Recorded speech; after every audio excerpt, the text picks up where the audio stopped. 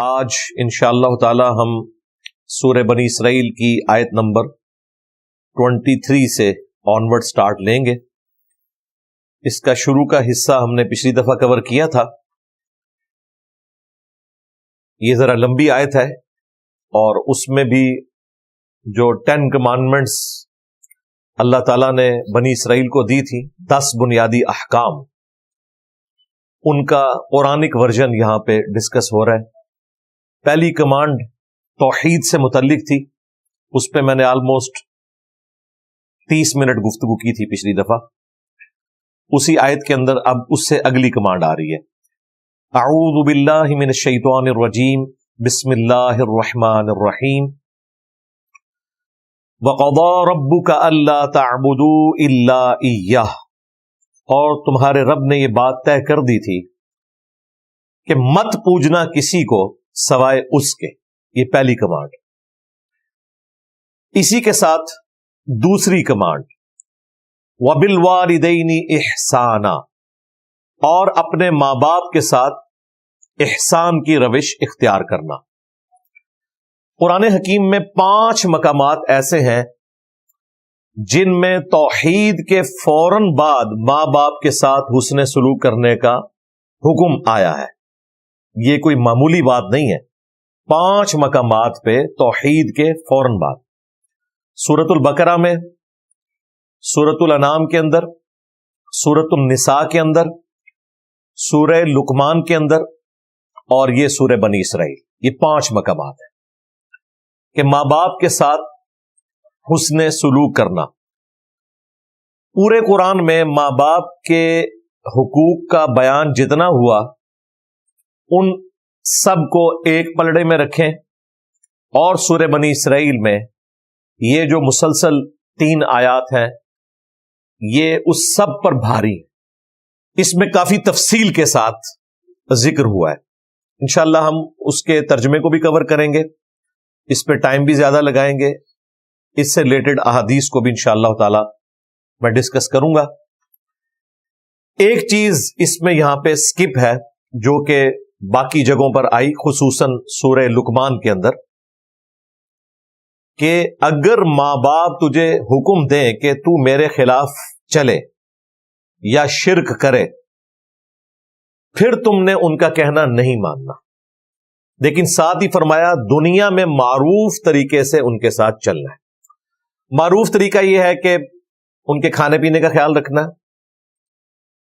ان کے رہائش کے پوائنٹ آف ویو سے جو مسائل ہیں انہیں ایڈریس کرنا، بیمار ہو جائیں تو ان کی دیکھ بھال کرنا، یہ دنیا میں معروف طریقے سے چلنا ہے۔ حتیٰ کہ بخاری مسلم میں حدیث ہے، اسماء بنت ابی بکر جو حضرت ابو بکر کی بیٹی ہیں بڑی، ان کی والدہ مشرکہ تھیں اور وہ ملنے کے لیے آیا کرتی تھی۔ انہوں نے رسول اللہ صلی اللہ علیہ وآلہ وسلم سے پوچھا کہ میری ماں مشرکہ ہے، کیا میں اس کے ساتھ حسن سلوک کروں؟ تو آپ نے فرمایا دنیا میں معروف طریقے کے ساتھ اس کے ساتھ حسن سلوک کرنا ہے۔ لیکن بسا اوقات اس حسن سلوک میں ایگزیجریشن آ جاتی ہے۔ اکثر جذباتی قسم کی آپ کو تقریریں سننے میں ملیں گی کہ جی ماں باپ کے کہنے پہ تو بیوی کو بھی طلاق دے دینی چاہیے۔ اگر ماں باپ کے کہنے کے اوپر بیوی کو طلاق دینی ہے تو پھر تو شادی کرنے کی ضرورت ہی نہیں۔ اس کی وجہ ہے کہ یہ ہو ہی نہیں سکتا کہ شادی کے بعد ساس کا اور بہو کا کنفلکٹ نہ آئے، پھر تو ہر گھر میں طلاق عام ہونی چاہیے۔ پھر تو قرآن و سنت میں یہ تعلیمات ہونی چاہیے کہ شادی کرو اور پہلے ہی ہفتے طلاق دے دو۔ لیکن قرآن و سنت میں تو بالکل اس کے اپوزٹ باتیں ملتی ہیں۔ اس کا مطلب یہ ہے کہ یہ چند ایک جعلی روایتوں سے بعض لوگوں نے جو مسائل اخذ کیے، یا اکا دکا جو صحیح روایتیں بھی ہیں، وہ روایتیں بھی وحی کی تائید کے ساتھ ہیں۔ جس طرح عبداللہ ابن عمر کے بارے میں آتا ہے کہ ان کی بیوی کے ساتھ حضرت عمر کا کنفلکٹ تھا اور انہوں نے کہا اسے طلاق دے دو، انہوں نے نہیں دی، نبی الاسلام کے پاس آئے تو نبی الاسلام نے کہا کہ ٹھیک ہے تم طلاق دے دو۔ اب نبی صلی اللہ علیہ وآلہ وسلم کو تو وحی کی تائید حاصل ہے، وہ اگر کسی سے فرما رہے ہیں تو وہ صرف زبانی کلامی نہیں کہہ رہے، اس چیز کو نبی الاسلام نے کہیں مشروع نہیں فرمایا ورنہ حدیثیں یوں ہوتی کہ جب ماں باپ تمہیں طلاق دینے کا کہیں تو فوراً اپنی بیوی کو طلاق دے دو. تو پھر سب سے پہلے تو سارے صحابہ کرام بغیر بیویوں کے بیٹھے ہوتے, کیونکہ یہ کنفلکٹ تو شروع سے چل رہا ہے, اور جوائنٹ فیملی سسٹم میں یہ نیچرل ہے. اس کے الٹ ضرور ملتا ہے. قرآن میں بیوی کے ساتھ, بچوں کے ساتھ, ماں باپ کے ساتھ حسن سلوک کا ذکر ہے.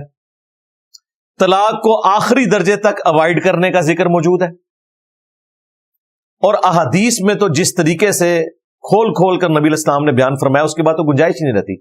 بخاری مسلم میں حدیث ہے, عورت مرد کی ٹیڑھی پسلی سے پیدا ہوئی ہے, اسے سیدھا کرنے کی کوشش نہ کرو ورنہ اسے توڑ بیٹھو گے, اور اسے طلاق دینا اسے توڑنا ہے. اس کا مطلب ہے نبی علیہ السلام نے کہا کہ نہیں توڑنا اسے.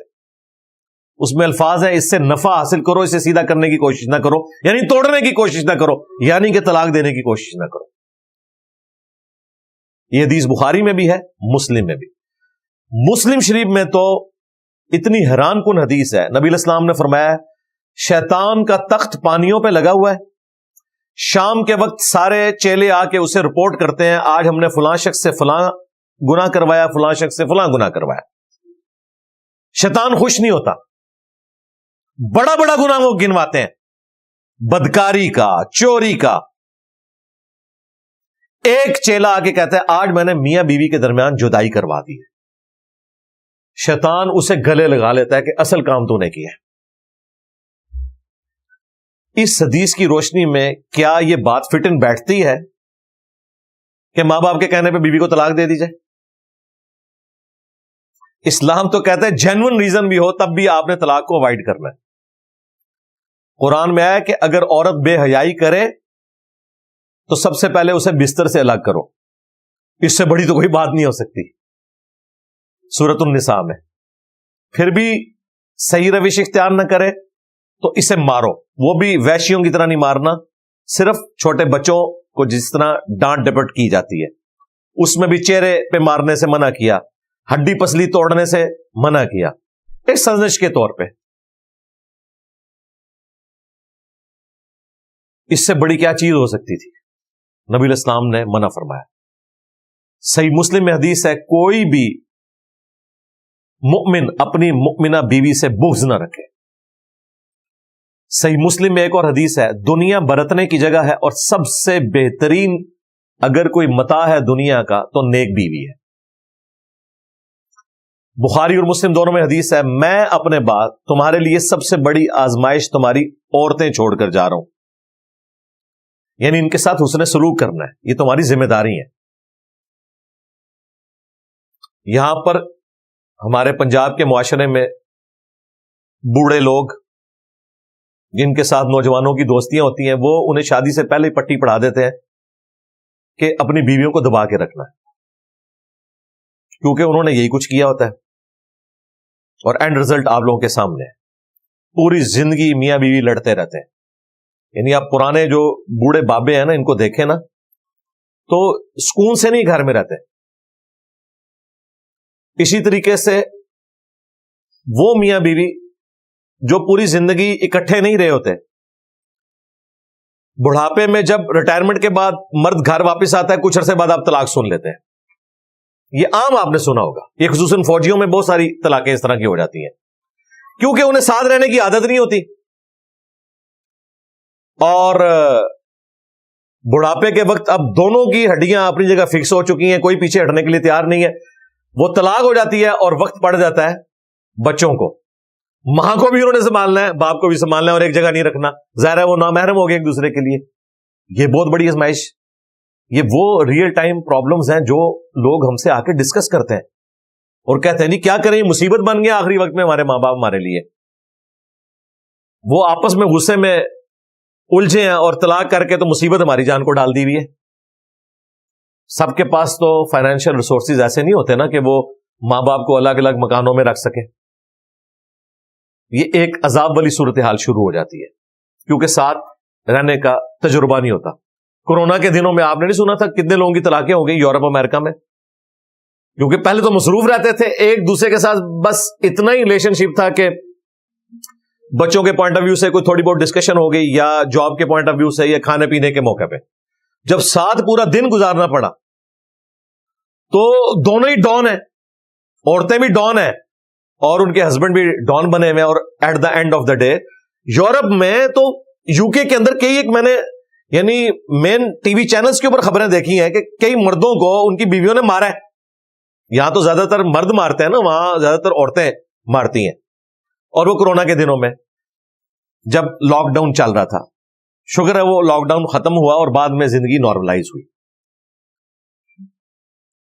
اسی طریقے سے بخاری شریف سے ایک حدیث پیش کی جاتی ہے کہ حضرت ابراہیم علیہ السلام جب حضرت اسماعیل علیہ السلام کی غیر موجودگی میں ان کے گھر آئے ملنے کے لیے, تو ان کی بیوی کے ساتھ انٹریکشن ہوا, یعنی اپنی بہو کے ساتھ.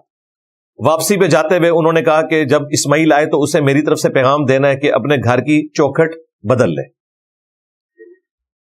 تو جب حضرت اسماعیل علیہ السلام واپس آئے, ان کو میسج دیا ان کی بیوی نے, تو انہوں نے طلاق دے دی اپنی بیوی کو, یعنی وہ کوڈ ورڈز میں بات کی تھی.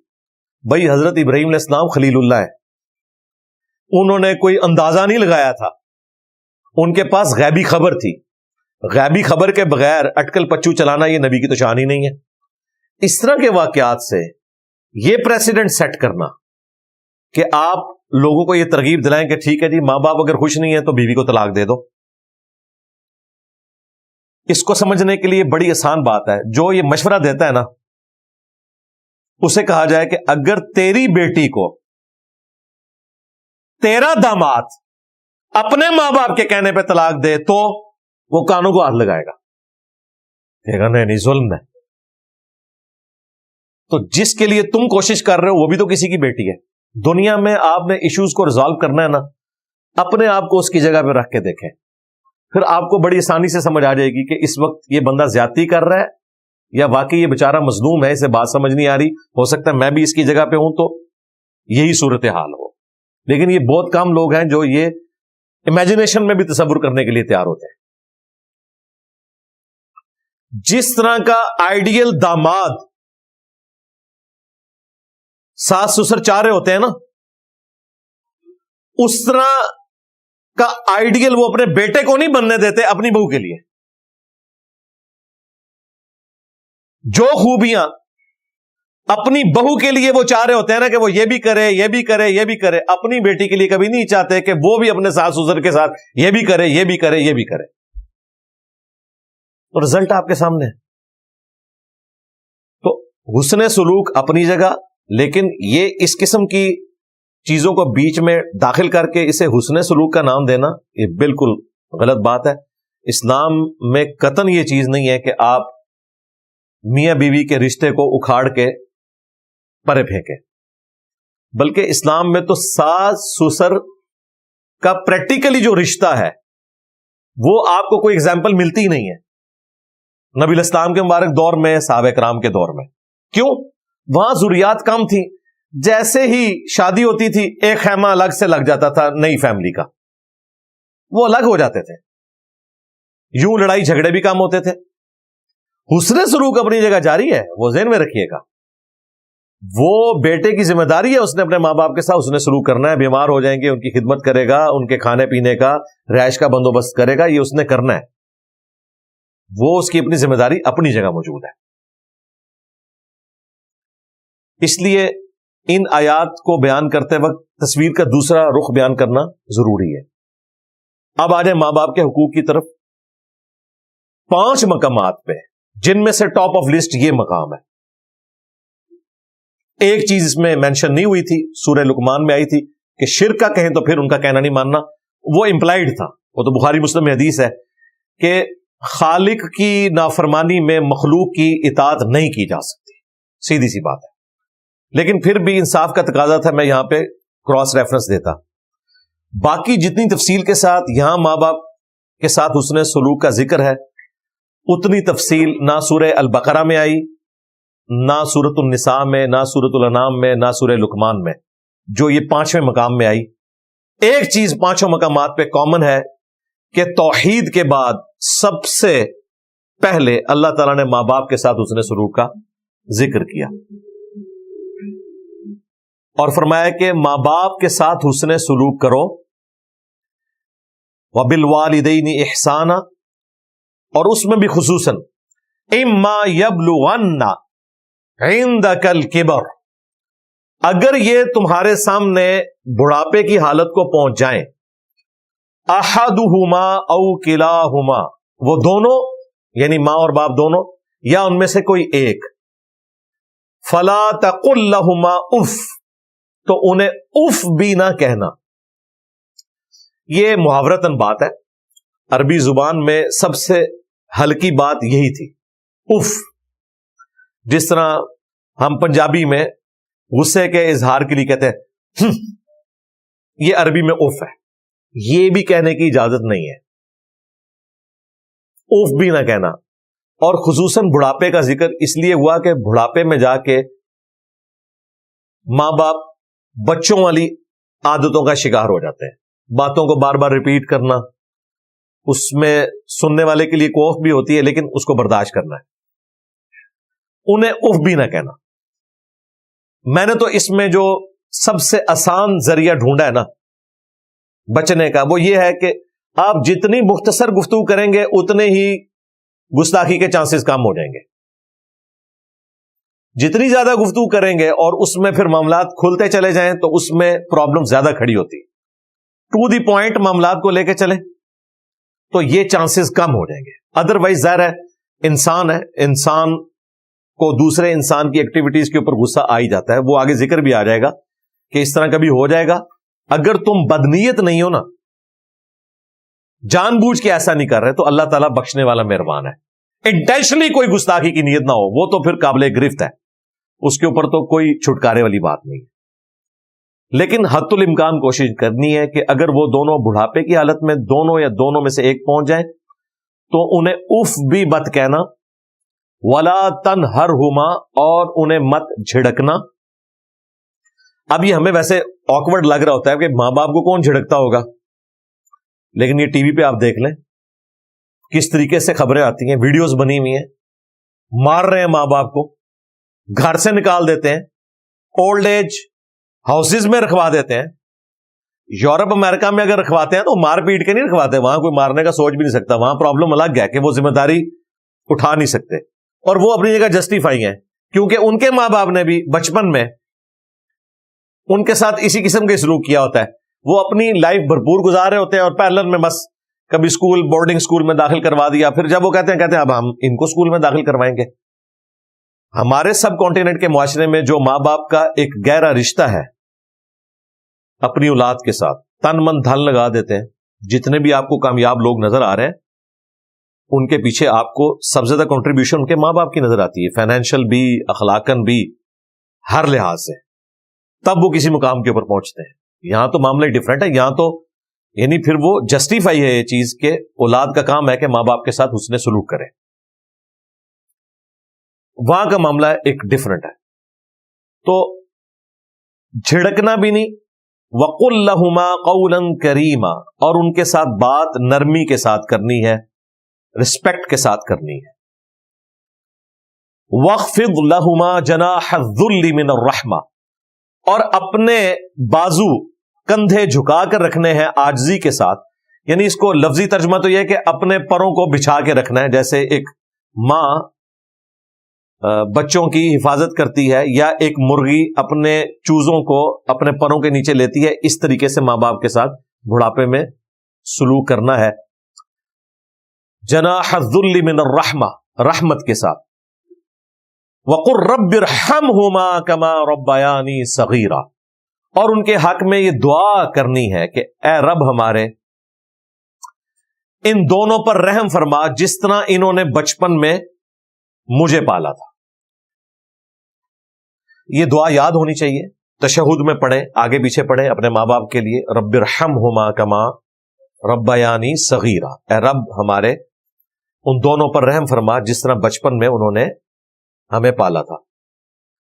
اس کو اگر جمع کے سیغے سے پڑھیں مزید، رب ارحمہم کما ربیانی صغیرا، اے رب ہمارے ان تمام پر رحم فرما۔ اب یہ جمع کا سیغہ ہے، یہ تین اور 3 سے زیادہ کے لیے.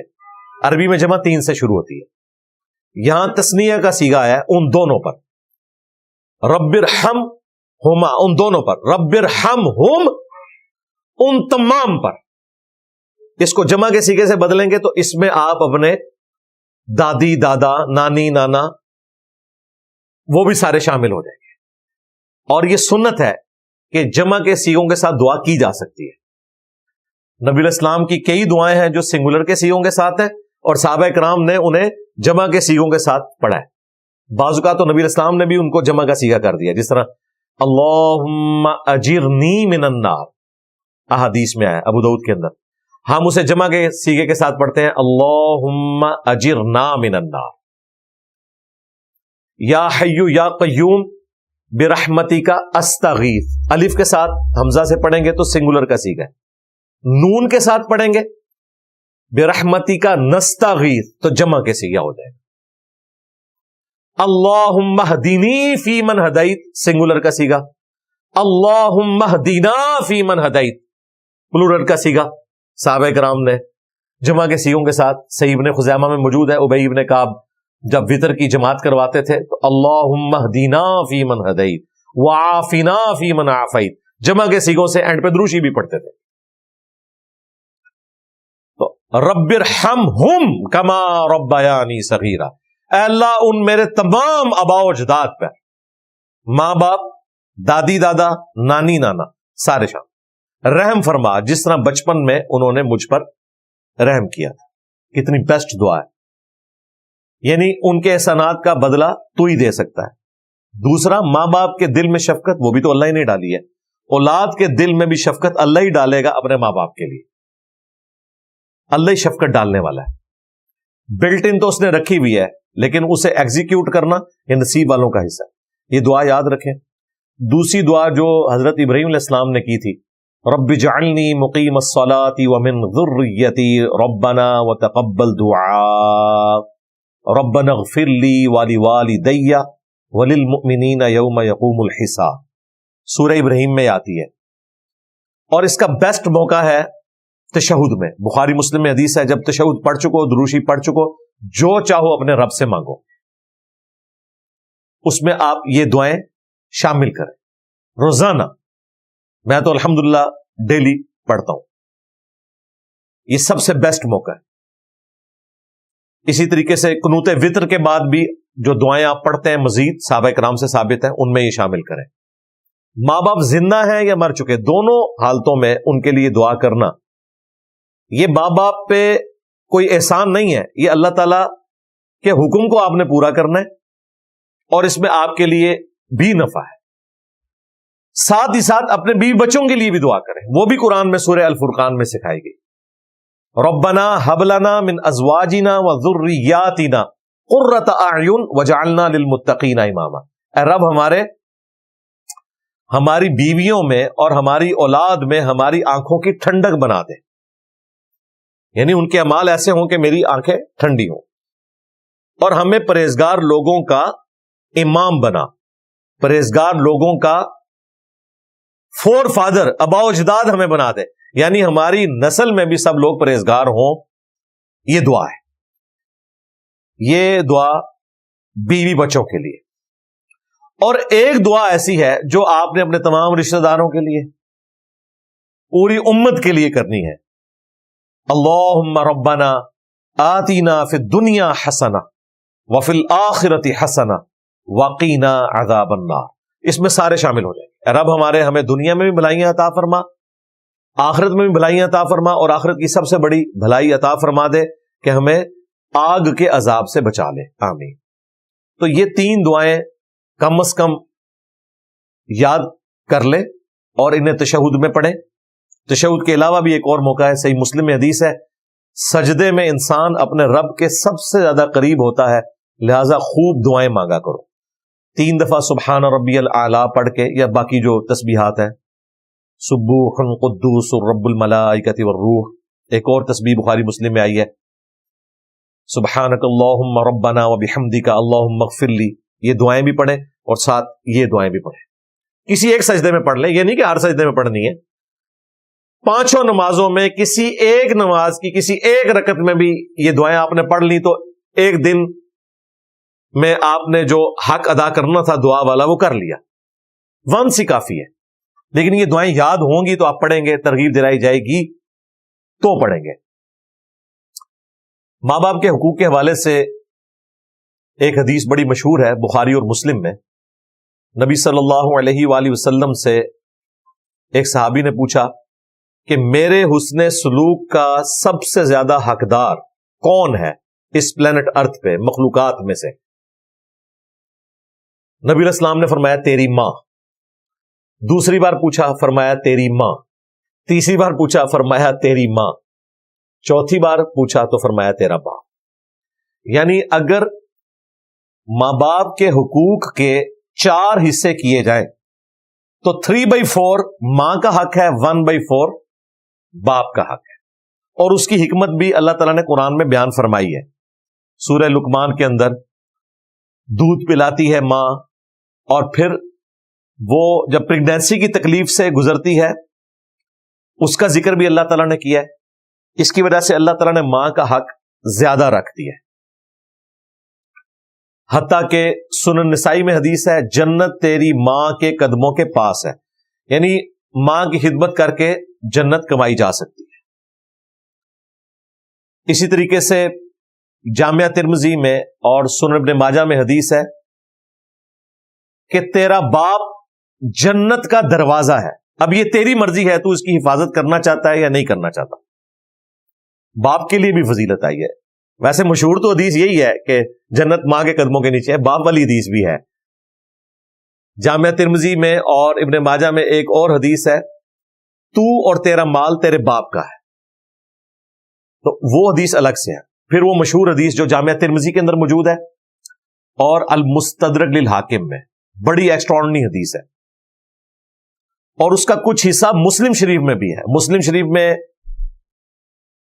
جو ماں باپ سے متعلق حصہ ہے نا وہ مسلم شریف میں ہے کہ ہلاک ہو جائے وہ شخص جو ماں باپ کو، دونوں کو یا دونوں میں سے کسی ایک کو بڑھاپے کی حالت میں پائے اور ان کی خدمت کر کے جنت نہ کما سکے۔ نبی علیہ السلام نے اس کے اوپر آمین کہا ہوا ہے۔ مسلم شریف میں اتنا ہی حصہ ہے، لیکن یہ پوری حدیث جامعہ ترمذی میں المستدرک للحاکم میں ہے، فضل الصلاۃ علی النبی کے اندر بھی موجود ہے۔ اس میں 3 الفاظ ہیں۔ نبی علیہ السلام مسجد میں تشریف لائے، آپ نے ممبر کی پہلی سیڑھی پر قدم رکھا، فرمایا آمین، دوسری پہ رکھا، فرمایا آمین، تیسری پہ رکھا، فرمایا آمین۔ صحابہ کرام نے کہا یا رسول اللہ آج آپ نے ایسا عمل کیا ہے جو ہم نے آپ کو پہلے کرتے ہوئے نہیں دیکھا۔ اچھا میرا ایک معصومانہ سوال ہے، دنیا کے سارے غوثوں سے بڑے غوث وہاں بیٹھے ہوئے تھے، انہیں تو نہیں پتا چلا نبی علیہ السلام نے آمین کیوں کہا ہے؟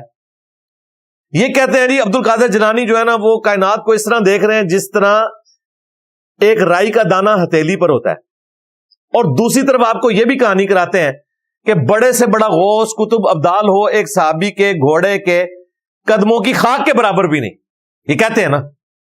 تو سارے غوث تو وہاں بیٹھے ہوئے تھے بڑے، کسی کو نہیں پتا چلا کہ نبی علیہ السلام آمین کیوں کہہ رہے ہیں۔ اس کا مطلب ہے یہ کہانی کرواتے ہیں آپ کو صرف۔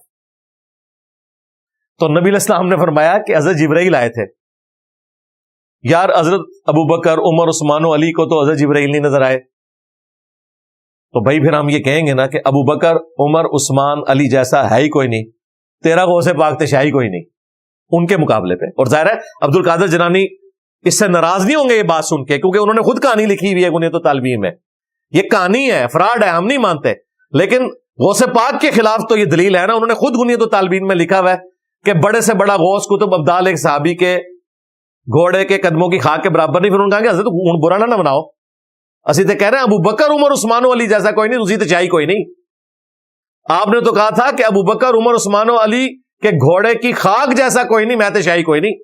ہم نے تو پھر بھی تھوڑا سافٹ کر دیا ہے، حالانکہ یہ بھی جعلی بات ہے۔ کوئی مسلمان صحابی کے گھوڑے سے کمتر نہیں ہو سکتا، نہ اس کی خاک کے برابر۔ مسلمان تو جامعہ ترمذی اور ابن ماجہ میں حدیث ہے ایک مؤمن کی حرمت کعبے سے بڑھ کے۔ یہ کہانیاں بنائی ہوئی ہیں انہوں نے، جعلی ہیں، لیکن یہ کہانیاں ہم نے ان کے گلے فٹ کر دی ہیں۔ گھنٹی جو انہوں نے बांधी हुई थी ना, हमने इनके गले में बांध दी है, लो सामो कि अगर ये बात करते हो तो फिर संभालो इसे। और उसमें भी फिर ना जानबूझ के कहेंगे हजरत मुआविया के घोड़े के कदमों की खाक। जैसे शिया ने घोड़ा बनाया हुआ है ना, सुन्नियों ने हजरत मुआविया का घोड़ा बना लिया हुआ है। दोनों ही घोड़े जाली हैं भाई। वो जुलजना हजरत हुसैन का ही घोड़ा था, ठीक है ना, ये जो आपने पाले हुए ये जुलजना नहीं है। बहरहाल ये कहानी थी, लेकिन फिर भी इन पे तो फिट होती है ना। तो वहां तो किसी साहबी को नहीं पता चला। फिर नबी इस्लाम ने कहा कि जब मैंने पहली सीढ़ी पे कदम रखा तो हजरत जिब्राइल मेरे पास आए और उन्होंने मुझे अल्लाह की तरफ से सलाम भेजा और कहा कि या रसूलल्लाह, अल्लाह ताला ने हुक्म दिया है कि जो मैं दुआ करूं रसूलुल्लाह उस पर आमीन कहें, नबी इस्लाम की मोहर लगे। उसमें पहली सीढ़ी पे जब कदम रखा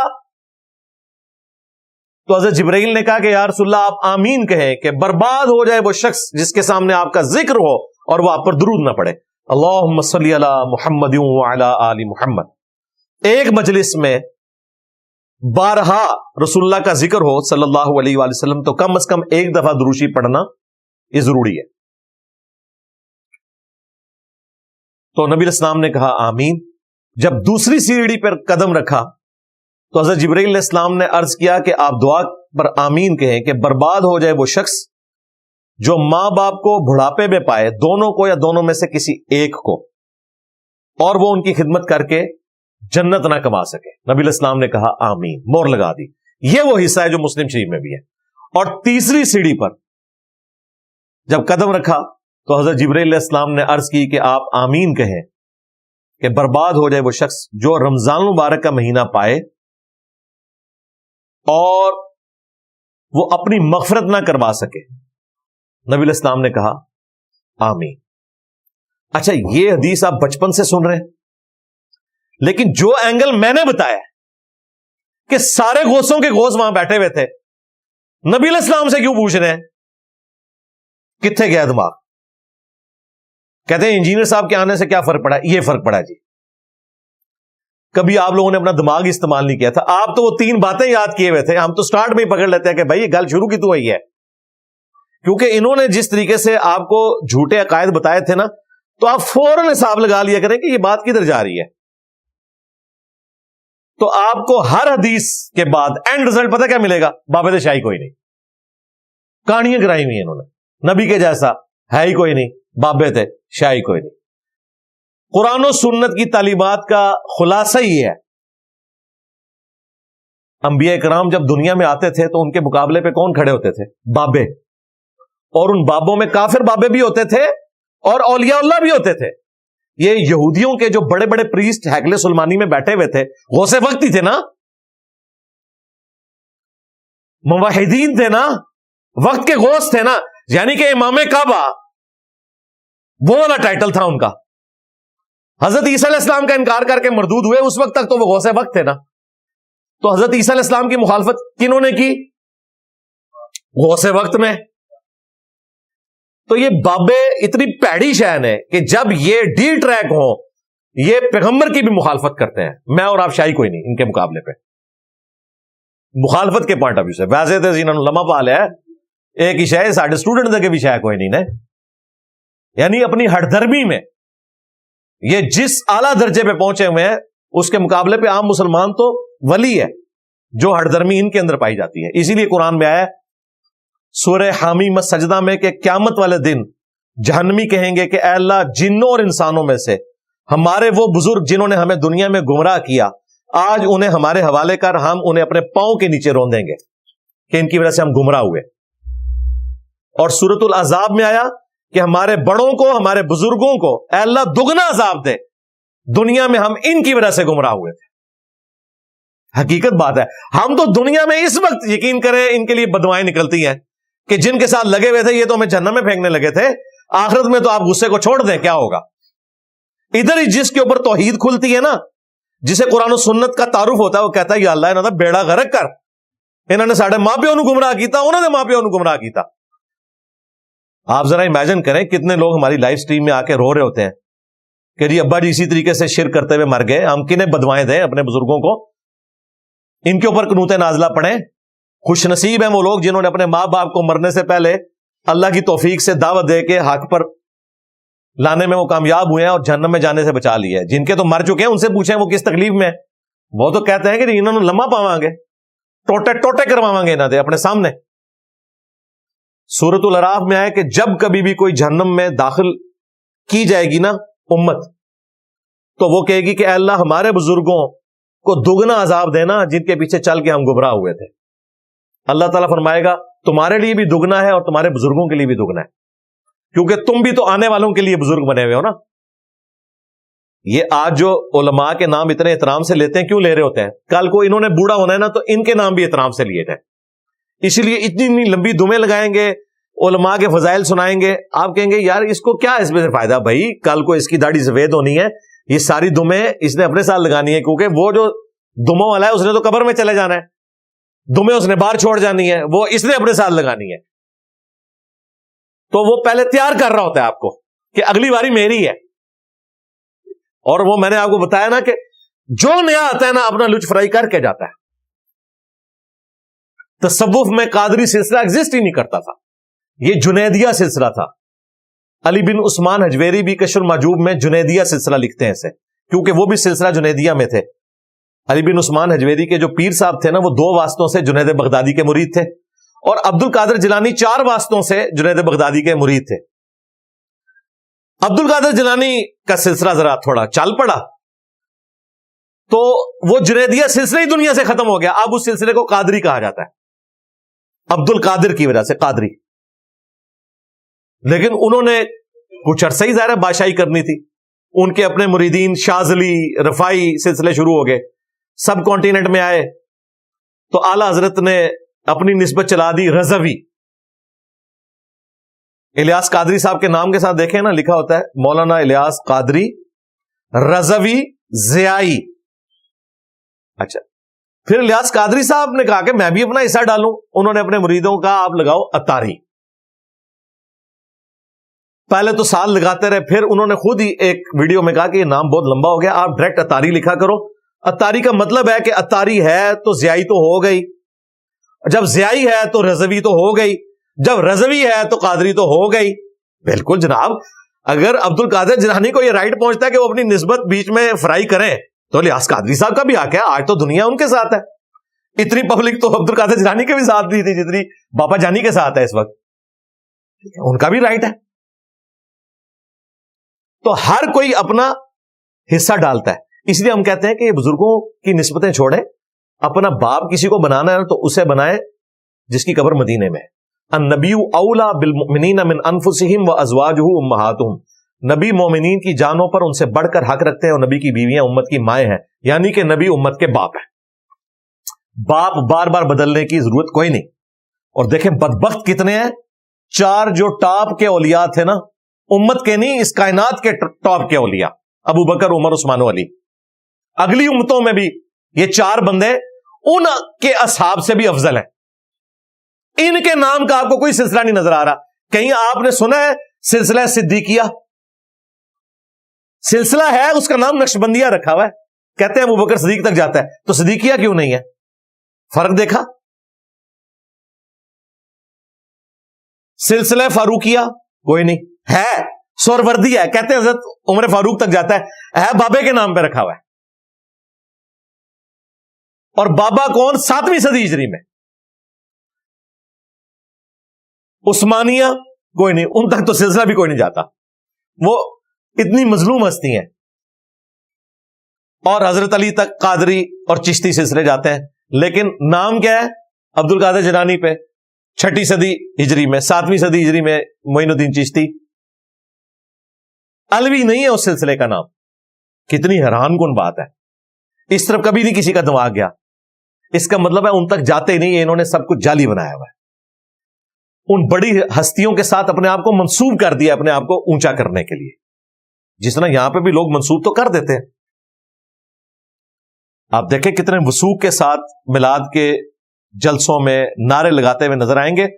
اسی جلسے میں آپ بخاری مسلم سے نماز کا طریقہ بتائیں تو نفرت ہو جائے گی انہیں. پہلے لگ رہا ہوگا نبی علیہ السلام کے لیے جان دے دینی ہے, نبی علیہ السلام کے لیے یہ ہاتھ نہیں اٹھا سکتے رب الیدین میں, جان کی تو دینی ہے انہوں نے. وہ سارا بزرگ پرستی کا معاملہ چل رہا ہوتا ہے. تو ہمارے روحانی باپ وہ ہیں جن کی قبر مدینے میں ہے صلی اللہ علیہ وآلہ وسلم. اب آپ اپنے ان والدین کی طرف واپس آ جائیں جن کا ذکر یہاں پہ ہو رہا تھا. والد جن کو اللہ تعالیٰ نے ذریعہ بنایا ہے آپ کے دنیا میں آنے کا, ان کے لیے آپ یہ ٹرم استعمال کرتے ہیں والد اور والدہ. لیکن ماں اور باپ یہ ٹرم خالہ کے لیے بھی یوز ہو سکتی ہے اسلام میں, چچا کے لیے, تایا کے لیے یہ ٹرم یوز ہوتی ہے. صحیح مسلم میں حدیث ہے چچا باپ کی مثل ہوتا ہے. تو باپ کا ورڈ چچا پر بھی بولا جاتا ہے, ماں کا ورڈ خالہ پر بھی بولا جاتا ہے. والدہ ایک ہی ہے, ماں وہ بھی ہے جس نے آپ کو بیٹی دی ہے, باپ وہ بھی ہے جس نے آپ کو بیٹی دی ہے, اپنی پالی اس نے ہے, حوالے آپ کے کر دیے. بڑا مشکل کام ہے, یقین کریں جب تک آپ کی اپنی بیٹی نہ ہو آپ کبھی احساس کر ہی نہیں سکتے کہ دنیا کا مشکل ترین کام ہے کوئی شخص اپنی بیٹی جوان کر کے کسی کے حوالے کر دے. یقین کریں میری اپنی بیٹی ماشاءاللہ اب جوان ہوئی ہے تو مجھے اب زیادہ اس چیز کا احساس ہونا شروع ہوا ہے کہ یار یہ کتنا مشکل کام ہے. تو وہ بھی ماں باپ ہیں جو آپ کو بیٹی دیتے ہیں, لیکن وہ والد اور والدہ نہیں ہے, ماں باپ ہے. ماں اور باپ کی ٹرم بولی جا سکتی ہے ان کے اوپر. استاد بھی آپ کا باپ ہے, والد نہیں ہے. باپ تو ہے, اس نے آپ کو سکھایا, ٹیچر ہے آپ کا, روحانی باپ ہے. اور سب سے بڑی روحانی شخصیت نبی صلی اللہ علیہ وآلہ وسلم کی ذات ہے. باقی ہمیں کوئی حرج نہیں ہے آپ اماموں کے ساتھ بھی عقیدت رکھیں. یقین کریں ہم امام بخاری امام مسلم کے ساتھ وہ عقیدت رکھتے ہیں جو شاید ہم اپنے ماں باپ کے ساتھ بیوی بچوں کے ساتھ بھی نہ رکھتے ہوں. عقیدت کی میں بات کر رہا ہوں. محبت تو ایک نیچرل ہے, وہ تو آپ ارن نہیں کر سکتے, عقیدت آپ ارن کرتے ہیں. میرے دل میں جو عقیدت ان اماموں کے لیے ہے وہ اپنے ماں باپ بیوی بچوں کے لیے بھی نہیں ہے کہ اللہ کی نسبت سے ہم ان سے محبت رکھتے ہیں. چلیں یہ تو آپ کو مشکل ہو جائے گا سمجھنا. ہم حضرت ابوبکر عمر عثمان و علی کے ساتھ جو عقیدت رکھتے ہیں وہ اپنے ماں باپ سے بڑھ کے رکھ رہے ہوتے ہیں, اس لیے کہ انہوں نے نبی علیہ السلام کے ساتھ وفا کی. ان اماموں نے بھی وفا کی. اس اعتبار سے یہ سارے ہمارے روحانی باپ ہیں. ٹھیک ہے, ہمیں کوئی حرج نہیں ہے. لیکن جب تم بابوں کو رسول اللہ کے مقابلے پہ کھڑا کرتے ہو, پھر اپنی نسبتیں ان کے ساتھ جوڑتے ہو, پھر ان کے ناموں کے اوپر 4 مسلح کعبے میں ڈال دیتے ہو 1517 سے 1917 تک, اور ان اماموں بیچاروں کو پتہ ہی نہیں ہے کہ ان کے نام کے اوپر انہوں نے امت کو توڑا, تو پھر ہمیں تکلیف ہوتی ہے کہ یار کہ کیا ظلم کیا. قرآن میں تو آیا تھا وَاتَّخِذُوا مِن مَقَامِ إِبْرَاهِيمَ مُصَلَّى, ابراہیم کے کھڑے ہونے کی جگہ کو مصلی بناؤ. ظالموں, تم نے 400 سال تک امام کعبہ کو مقام ابراہیم سے محروم رکھا. وہ 4 مصلوں کی تصویر ہم نے دکھائی ہے نا, محروم ہے کیونکہ وہ لڑتے تھے کہ یار یہاں پہ تو ہم نے کھڑا ہونا ہے. سب سے افضل امام تو وہ ہوتا نا جو وہاں پہ کھڑا ہوتا. انہوں نے کہا ٹھیک ہے 4 مبارک کرو. مقام ابراہیم چھین لیا امام کعبہ سے, اس کو چھوڑ کے باقی 4 جگہ انہوں نے مصلے ڈالے. وہ اللہ تعالیٰ نے ان کے مصلے غرق کیے. ورلڈ وار 1 کے جہاں نقصانات ہوئے, سب سے بڑا فائدہ یہ ہوا ہے کہ سلطنت عثمانیہ کی بدعت ختم ہوئی ہے, اور جو ایک سمجھ لیں عجم کی امپائر تھی وہ عرب کی امپائر میں کنورٹ ہوگی, سعودی عرب کی شکل میں. کافروں کے ہاتھ میں نہیں گیا مکہ مدینہ, لیکن یہ جو اس میں سے فائدہ ہوا کہ مقام ابراہیم پہ کھڑا ہو گیا امام کعبہ اور وہ 4 مصلے اٹھ گئے. یہ بہت بڑی اللہ کی طرف سے ایک نعمت ہوئی ہے. ورنہ جس طرح آج میڈیا کا دور ہے, اس وقت کافروں کے ہاتھ میں سب سے بڑی اگر کوئی کوڑا ہونا تھا نا مسلمانوں کے خلاف, انہیں کہنا تھا یہ ہے جی جو کہتے ہیں جی ہمارا قرآن ایک, نبی ایک, اللہ ایک. انہیں کہنا تھا تکو کعبے 4 مصلے جے. اگر قرآن اللہ نبی ایک ہے تو یا تو 4 نمازیں ہو رہی ہے, کدی نماز صحیح ہے. آپ نے کہنا تھا ساروں کی صحیح ہے, پرانی کہانیاں. انہیں کہنا تھا ساروں کی صحیح ہے, 4 کے کھلانے کی ضرورت ہے, ایک کھڑا کرو یا 4 رکھ لو. پہلے سارے فجر کی نماز ایک کے پیچھے پڑھیں, پھر سارے زور کی نماز دوسرے کے پیچھے. یہ بھی نہیں, پیرلل میں. وہ اللہ نے ان کی بدعت ختم کی. ان 400 سالوں میں ان کا فخر تھا کہ جی ہم اجماع امت ہیں. ان کتنے گیا اجماع؟ اجماع تو مر گیا, ختم ہو گیا. تو الحمدللہ ہمارے روحانی باپ وہ ہیں جن کی قبر مدینے میں صلی اللہ علیہ وسلم, اور ہر وہ شخص ہمارا روحانی باپ ہے جو ہمیں رسول اللہ کی بات بتائے صلی اللہ علیہ وسلم.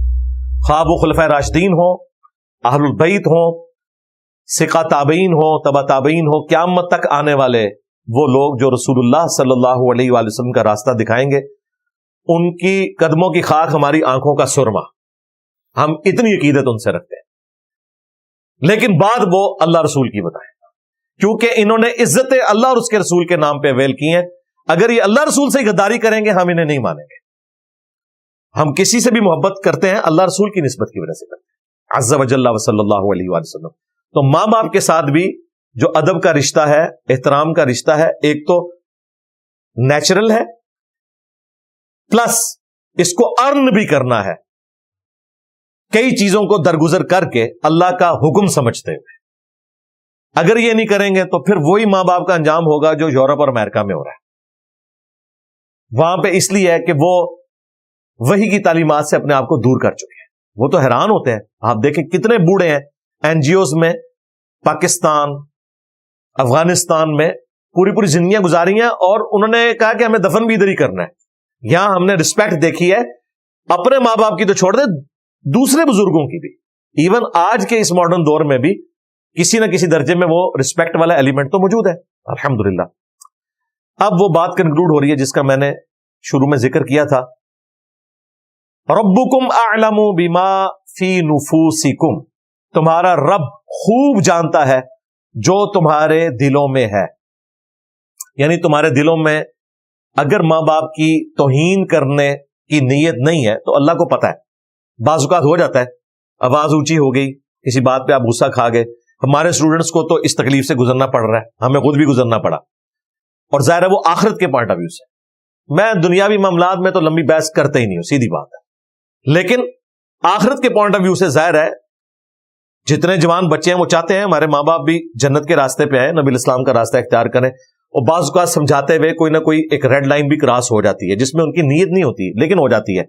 تو ایسی صورتحال میں اللہ تعالیٰ نے کہا کہ میں خوب جانتا ہوں جو تمہارے جی میں ہے، ان تکونوا صالحین، اگر تم صالح ہوئے، نیکوکاری کی روش تم نے اختیار کی، تمہارے اندر بدنیتی والا معاملہ نہیں تھا، فَإِنَّهُ كَانَ لِلْأَوَّابِينَ غَفُورًا، تو بے شک اللہ تعالی رجوع لانے والوں کی توبہ قبول فرمانے والا ہے، توبہ کرنے والوں کو بخشنے والا ہے۔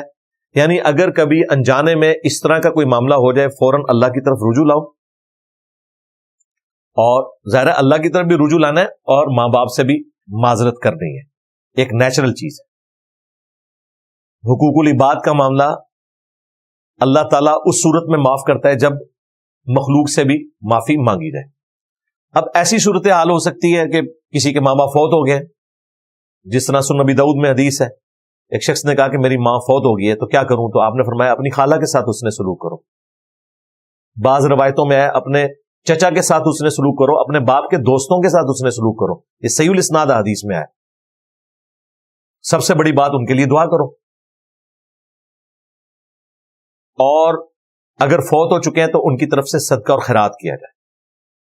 بخاری میں حدیث ہے، سعد ابن عبادہ کہتے ہیں کہ میں سفر پہ تھا، میری ماں پیچھے سے فوت ہو گئی، میں نبی الاسلام کی خدمت میں حاضر ہوا اور کہا کہ یا رسول اللہ میری ماں فوت ہو گئی، میں سفر پہ تھا، اب میں اپنی ماں کے لیے ایسی کیا چیز کروں کہ اسے کوئی فائدہ پہنچے، تو میں نے سوچا ہے کہ میں ان کی طرف سے کنواں کھدوا دوں، یہ صحیح بخاری کی حدیث ہے۔ تو کیا میری ماں کو اس کا ثواب مرنے کے بعد ملے گا میں اس کی طرف سے کنواں کھدواؤں؟ تو آپ نے فرمایا ہاں، بالکل مختصر جواب دیا، کوئی آئے بائیں شائی والا معاملہ ہی نہیں۔ یہ پرنسپل حدیث ہے اس حوالے سے کہ اولاد جو صدقہ اور خیرات کرتی ہے اس کا ثواب ماں باپ کو ملتا ہے۔ سنن نسائی میں تو یہاں تک آیا کہ اس کنویں کا نام پڑ گیا ام سعد کا کنواں، یہ سعد کی ماں کا کنواں ہے، اس کا نام پڑ گیا، حالانکہ والدہ فوت ہو چکی تھی۔ صحیح مسلم میں حدیث ہے میت کو صرف 3 چیزوں کا ثواب پہنچتا ہے مرنے کے بعد۔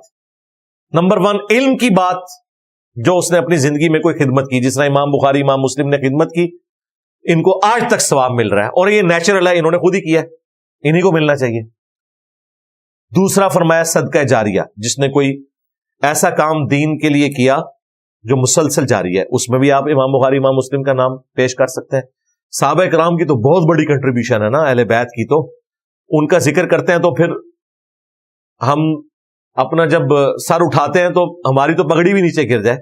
میں مثالیں ان لوگوں کی اس لیے دیتا ہوں کہ تاکہ ہمارے اندر بھی جذبہ پیدا ہو کہ یہ امتی ہو کر بھی 200-250 سال بعد آ کے بھی کنٹریبیوٹ کر کے گئے ہیں، تو ہم بھی کوئی کنٹریبیوشن کر سکتے ہیں آج کے دور میں بھی۔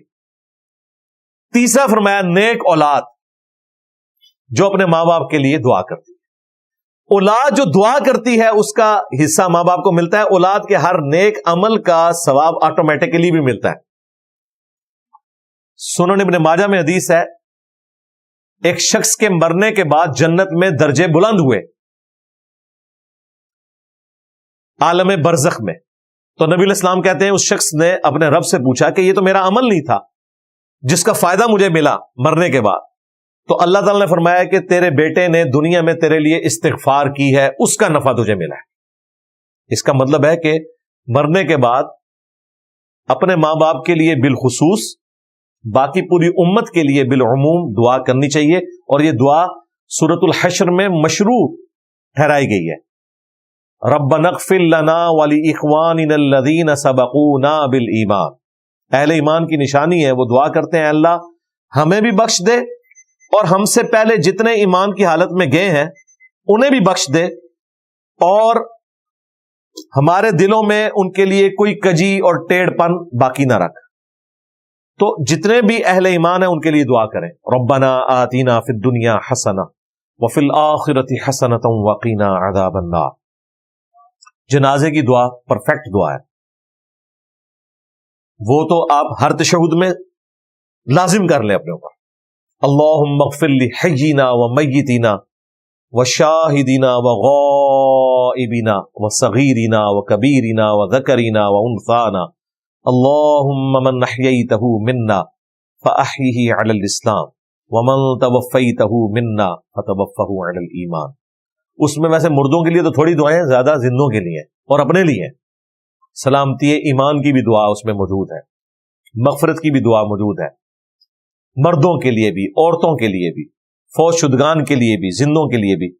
یہ ساری دعائیں ہیں جو ایک مسلمان اپنے دوسرے مسلمان بھائی اور بہن کے لیے گفٹ کر سکتا ہے ان کے دنیا سے جانے کے بعد، انہیں یہ فائدہ پہنچایا جا سکتا ہے۔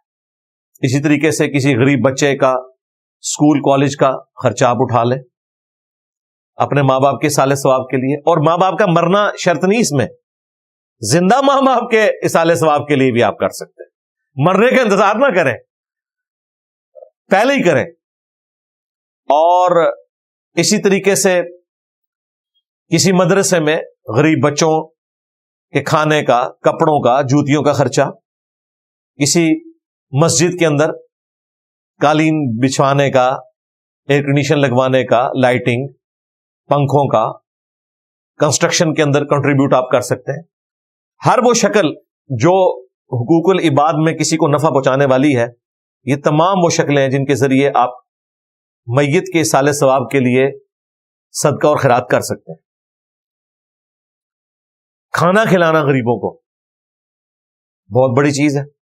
قرآن میں جب جہنمیوں کا ذکر آیا سورہ المدثر میں کہ تمہیں کس عمل نے جہنم میں پہنچایا، تو پہلے نمبر پہ ذکر آیا قالوا لم نک من المصلین، ہم نماز نہیں پڑھتے تھے۔ دوسرا ذکر آیا کہ ہم جو غریب لوگ ہیں، مساکین ہیں، ان کے کھانا کھلانے کے اوپر ترغیب نہیں دلایا کرتے تھے۔ تو غریبوں کو کھانا کھلانا، غریب نہ بھی ہوں ویسے ہی مسلمان کا مسلمان کو کھانا کھلانا بہت بڑی فضیلت والی چیز ہے۔ بخاری مسلم دونوں میں حدیث ہے، نبی علیہ السلام نے اپنے آخری دنوں میں صحابہ کرام کو یہ وصیت کی تھی کہ میری وفات کے بعد جو لوگ مدینہ شریف آئیں گے تم نے ان کے کھانے پینے کا خیال رکھنا ہے۔ بس یہ جب سے حدیث میں نے ایمفسائز کیا، علم میں تو پہلے کی تھی، تو پھر ہم نے یہاں پہ لنگر کا سلسلہ دار ارقم میں اپنی اکیڈمی میں شروع کیا، ورنہ اس سے پہلے صرف پانی پوچھا جاتا تھا۔ میں نے کہا نہیں، یہ نبی علیہ السلام کی سنت ہے کہ لنگر چلنا چاہیے۔ دیکھیں حضور علیہ السلام نے یہ وصیت کی، آپ کو پتا تھا کہ پوری دنیا آئے گی مدینہ شریف، آج تک جا رہی ہے، تو ان کے کھانے پینے کا، مہمانوں کا خیال رکھنا آج تک رکھا ہوا ہے اہل مدینہ نے۔ جناب آج بھی اسی طریقے سے دسترخوان بچھتے ہیں، منڈے کا روزہ اہل مدینہ نے رکھا ہوتا ہے، جمعرات کا افطاریاں بھی ہوتی ہیں، آگے پیچھے بھی ماشاء اللہ تعالیٰ لنگر چل رہا ہے، اور لوگ اپنا نام بھی ظاہر نہیں کرتے، اور وہ سارے کے سارے معاملات چل رہے ہیں۔ اعتکاف میں آپ کو کوئی کھانا خریدنے کی ضرورت نہیں پڑتی، 1 مہینے کا اعتکاف کریں، فری بہترین کھانا، کھجور ہی اتنی پرفیکٹ غذا ہے، اور زمزم تو مسجد نبوی کے ہر صف کے سامنے آپ کو کولر مل جائیں گے، اتنی دور سے زمزم بھی وہاں پہنچایا جاتا ہے، خود پرفیکٹ ایک غذا ہے۔ تو یہ سلسلہ اس طریقے سے چل رہا ہے۔ اللہ تعالیٰ سے دعا ہے جو حق بات میں نے کہی اللہ تعالیٰ ہمارے دلوں میں راسخ فرمائے، اگر جذبات میں میرے منہ سے کوئی غلط بات نکل گئی تو اللہ تعالیٰ ہمارے دلوں سے اسے دھو دے، ہمیں معاف بھی فرما دے، ہمیں کتاب و سنت کی تعلیمات پر عمل کر کے دوسرے بھائیوں تک پہنچانے کی توفیق عطا فرمائے۔ سبحانک اللہم و بحمدک، اشہد ان لا الہ الا انت، استغفرک و اتوب الیک، وما علینا الا البلاغ المبین۔ جزاکم اللہ خیرا۔